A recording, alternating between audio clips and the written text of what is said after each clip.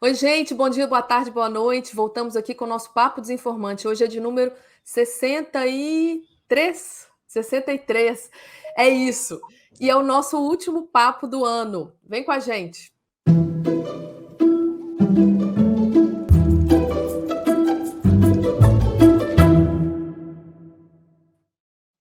Os grupos técnicos que trabalharam no governo de transição do presidente eleito Lula da Silva apontaram que a desinformação é um problema a ser atacado em várias frentes. Educação, saúde, comunicação, justiça são alguns dos grupos que trataram diretamente do assunto em seus relatórios finais, entregues na semana passada. A Liz conversou com uma integrante do grupo técnico de comunicação e tem mais detalhes para nós. Oi, pessoal. Oi, Ana. Isso mesmo. Os grupos técnicos entregaram os relatórios na semana passada e hoje saiu o relatório final, né, oficial do governo de transição. Aí a gente falou com a Helena Martins, que ela foi relatora do grupo técnico de comunicações. E a análise que eles fizeram envolveu muito, né, o entendimento da desinformação também na gestão anterior, né? Ela disse, inclusive, que ao longo do governo anterior, do governo do presidente Jair Bolsonaro, o governo utilizou as redes sociais e até mesmo a própria estrutura governamental para promover a desinformação, né, inclusive discurso de ódio e ataques a jornalistas. Isso também estava presente no grupo da Secretaria de Comunicação, né, que a gente teve acesso ao relatório hoje, né, falando que essa gestão instalada dentro da SECOM, né, fez que, inclusive, o Tribunal de Contas determinasse que a SECOM não aplicasse mais recursos publicitários, né, governamentais em canais e sites que veiculavam desinformação, ainda mais desinformação relacionada, né, e afetando as campanhas de vacinação infantil, combate a HIV e outras questões. E aí eles fizeram um pouco desse balanço, desse diagnóstico de como a desinformação afetou, inclusive, as políticas públicas na gestão anterior. E aí, além desse balanço, o governo de transição também tem essa, digamos assim, essa missão de traçar algumas proposições para a futura gestão, né? Traçar alguns caminhos que podem ser levados, né? Uma delas que a gente conversou com a Helena é a imposição, né, a colocar em prática, digamos assim, políticas públicas de combate à desinformação, como, por exemplo, o incentivo à educação midiática nas escolas, digamos assim, influenciando, né, estimulando o desenvolvimento de habilidades digitais e o senso crítico quando se fala em leitura da mídia. Além disso, a própria SECOM também colocou algumas competências de próprio incentivos de combate à desinformação, mas também de proteção da liberdade de expressão e liberdade de imprensa.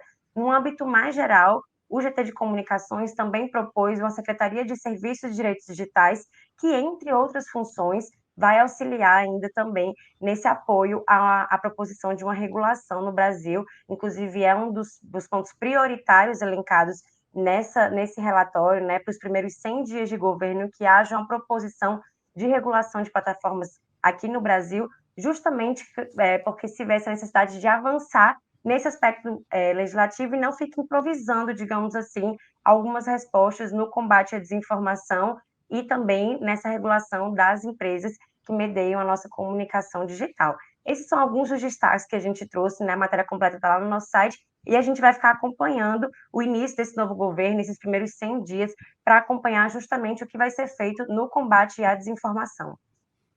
Boa, Liz. E também o futuro ministro da Justiça, né, o Flávio Dino, ele abordou a questão da segurança digital essa semana, né, que ele deu uma entrevista para o Roda Viva e ele já nomeou a advogada Estela Aranha, advogada especialista em tecnologia, né, e segurança de dados, para dar uma ideia, para a gente ter uma ideia aí da prioridade, né, do tema da desinformação no futuro governo. A gente continua acompanhando esses assuntos.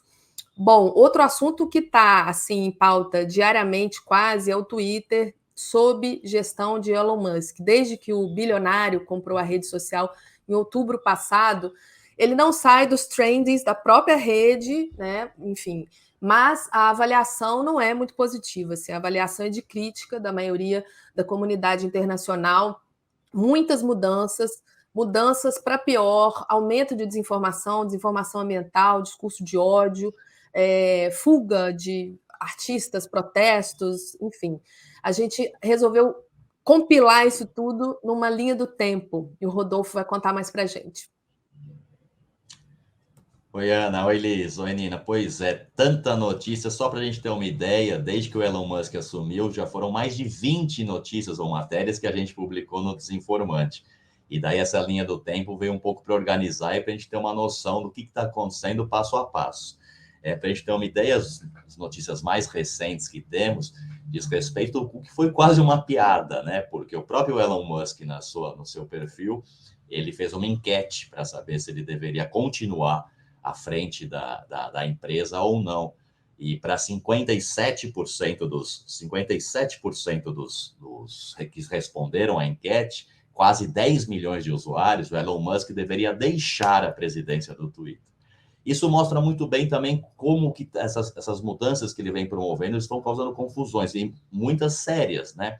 Também, uns dias atrás, ele decidiu suspender o perfil de 8 jornalistas importantes dos Estados Unidos, o que teve uma repercussão muito forte, inclusive com manifestações da comunidade europeia falando que liberdade de expressão, liberdade de imprensa não era uma brincadeira, né, dando uma cutucada bastante forte. Outras coisas também que estão relacionadas a essa forma de como estão sendo feitas as moderações de conteúdo. Então, já há indícios de que aumentaram-se os discursos de ódio, ou mesmo listas que antes tinham sido brecados, vetados da rede, já tiveram seus perfis reativados, etc.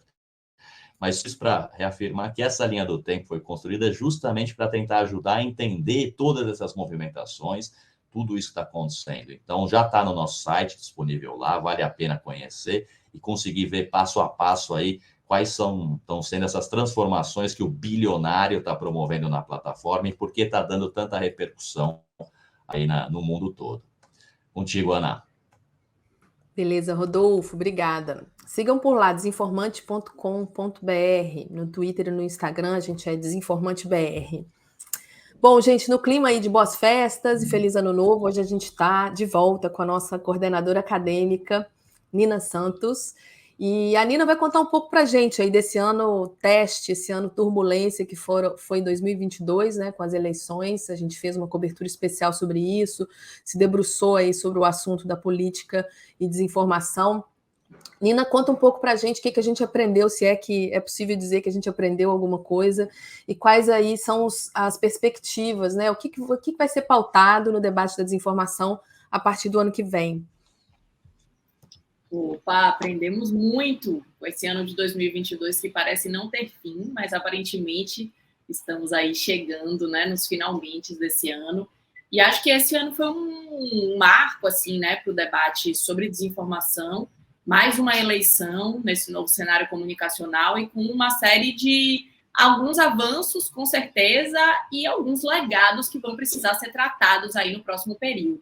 Então, certamente, um dos pontos que vão precisar ser abordados em 2023 são, por exemplo, a nova resolução do TSE, que foi feita entre o primeiro e o segundo turno, e que traz uma série de mudanças aí nas possibilidades de tratamento da desinformação em contexto eleitoral. Eu acho que isso foram medidas emergenciais, né, que o tribunal precisou tomar, dada a gravidade do problema no cenário eleitoral, mas que, de fato, essas medidas precisam ser analisadas mais a longo prazo, né, com um pouco mais de cuidado e na tentativa de criar estruturas um pouco mais robustas e mais sólidas para tratar a questão da desinformação. Felizmente, a gente tem visto que no governo de transição, como o Liz trouxe, né, o tema parece estar sendo amplamente tratado, já temos também algumas nomeações do novo governo que vão lidar diretamente com essa questão, e aí tem um segundo ponto de pauta que com certeza vai estar sendo discutido em 2023, que é de fato a construção de uma regulamentação mais ampla sobre o ambiente digital,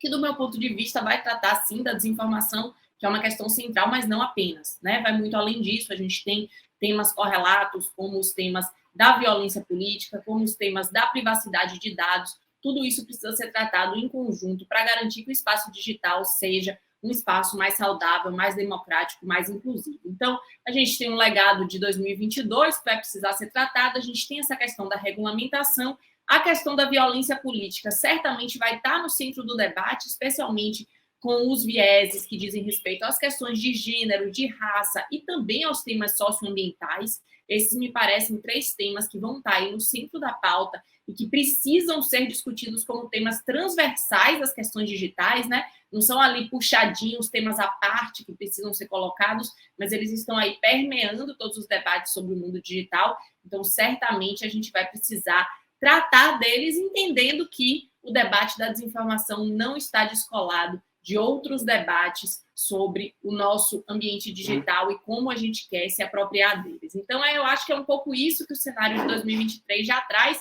Certamente haverá novas informações em breve com a formação do novo governo. Nós, no Desinformante, estaremos aqui super atentos para acompanhar e, com certeza, em 2023 estaremos todos ainda mais presentes aqui no Papo Desinformante, nas nossas redes, no nosso site, para continuar trazendo informação de qualidade, informação confiável sobre desinformação. É isso, Ana. Maravilha, Nina. Obrigada. Obrigada a todo mundo, obrigada, Rodolfo, obrigada, Liz, obrigada a quem nos ouviu aí durante essas semanas, ao longo do ano, esse ano desafiador, esse ano intenso. O Papo Desinformante volta a partir do dia 12 de janeiro. Eu fico por aqui, mas olha, enquanto isso, a gente tem conteúdo rolando. A partir de segunda-feira, dia 26, a gente estreia a nossa série Panorama 2023, entrevistas super bacanas, inspiradoras, jogando luzes aí sobre o ano que começa.